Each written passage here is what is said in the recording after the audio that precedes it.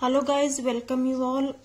Before starting the session, please share this video to your friends and subscribe the channel. Here, aldehydes, ketones and carboxylic acids, the topic in which the carbonyl group structure. What is the structure of carbonyl group? We will discuss it. So, this is the carbonyl group. See, double bond O, and here there are two groups. ಇದು ಕಾರ್ಬನಿಲ್ group ಏನೈತ್ಲೆ ಇಲ್ಲಿ ಎರಡು groups ಯಾವುದಾದ್ರೂ ಎರಡು carbon ಗೆ attach ಇರುವ R ಮತ್ತು are dash groups ಇರ್ತಾವ. ಇನ್ನೊಂದ್ ಕಡೆ ಆಕ್ಸಿಜನ್ ಗ್ರೂಪ್ ಪ್ರೆಸೆಂಟ್ ಇರ್ತದ, ಆಕ್ಸಿಜನ್ ಅಟಮ್ ಪ್ರೆಸೆಂಟ್ ಇರ್ತದ. This is a ಕಾರ್ಬನಿಲ್ group. This is called as a carbonyl group.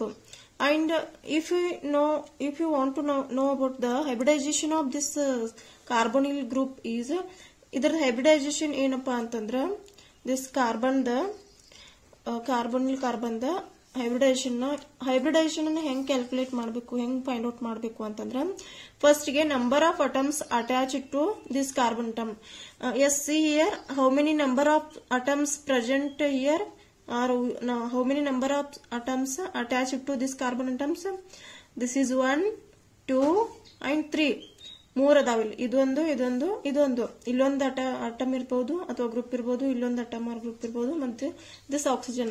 Total carbon ಗೆ ಅಟ್ಯಾಚ್ ಇರುವಂತ ಅಟಮ್ಸ್ ಎಷ್ಟು ಅದಾವ? 3, 1, 2, 3 ಅದಾವ. So plus loan pair of electrons.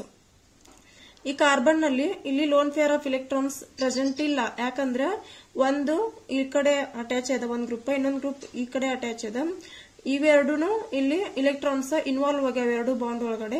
Hence ಇದು ಕಾರ್ಬನ್ ವ್ಯಾಲೆನ್ಸಿ 4 ಏನೈತಿಲ್ಲ ಸ್ಯಾಟಿಸ್ಫೈ ಆಗೈತೆ ಆಲ್ರೆಡಿ. 1, 2, 3, 4. ಅದಕ್ಕೆ ಇಲ್ಲಿ lone pair of electrons present ಇಲ್ಲ. So number of atoms attach to this carbon atom how many? 3. It is 3 plus lone pair of electrons ಏನು ಇಲ್ಲ, nothing, 0. So it is 3. Here 3 is hybridized orbitals.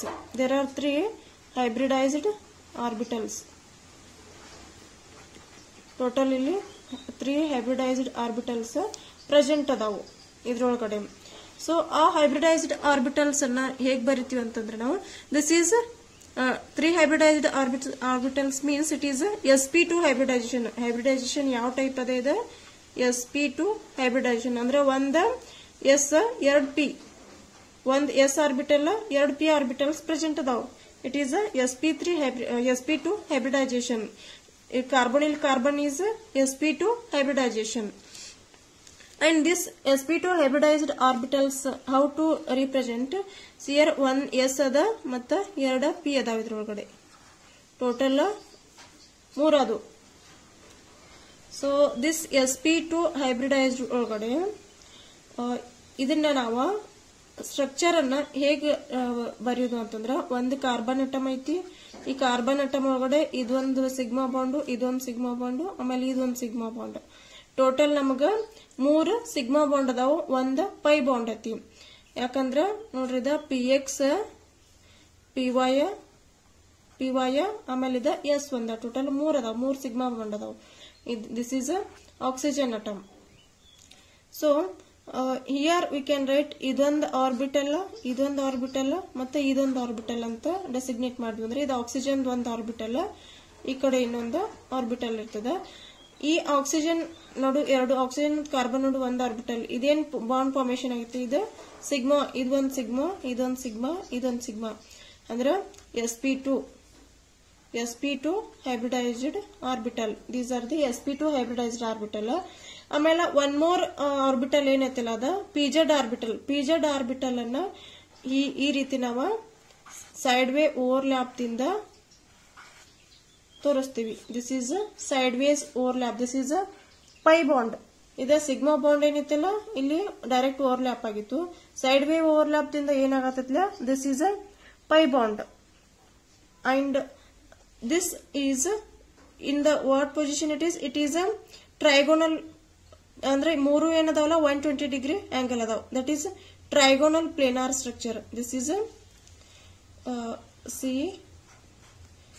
ಇವೆರಡು ಏನದಾವಲ್ಲ angle 3 120 degree ಇರ್ತಾವೆ, ಎಲ್ಲ ಕಡೆನೂ 120 degree angle ಇರ್ತದ. And the structure is trigonal planar.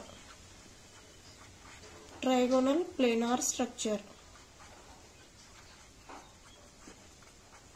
It is a trigonal planar structure, and there are 3 sigma bonds. 1, 2, 3. 3 sigma bonds ಅದಾವ ಇಲ್ಲಿ. 1, 2, 3 and ಒಂದು pi bond ಅದ ನಮ್ದು. ಒಂದು ಪೈ ಬಾಂಡ್ ಅದ.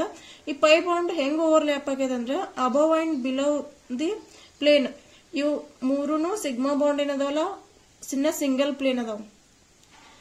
3 atoms which are attached to this carbon are in a same plane.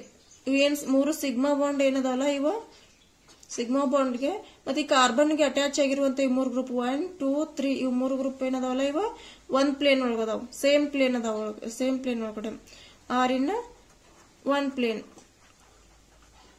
ಇವ ಒಂದ್ plane ಒಳಗಡೆ ಅದಾವ. ಬಟ್ ಒಂದ್ ಪೈ ಬಾಂಡ್ ಏನೈತಲ್ಲ ಇದು ಅಬವ್ ಅಂಡ್ ಬಿಲೋ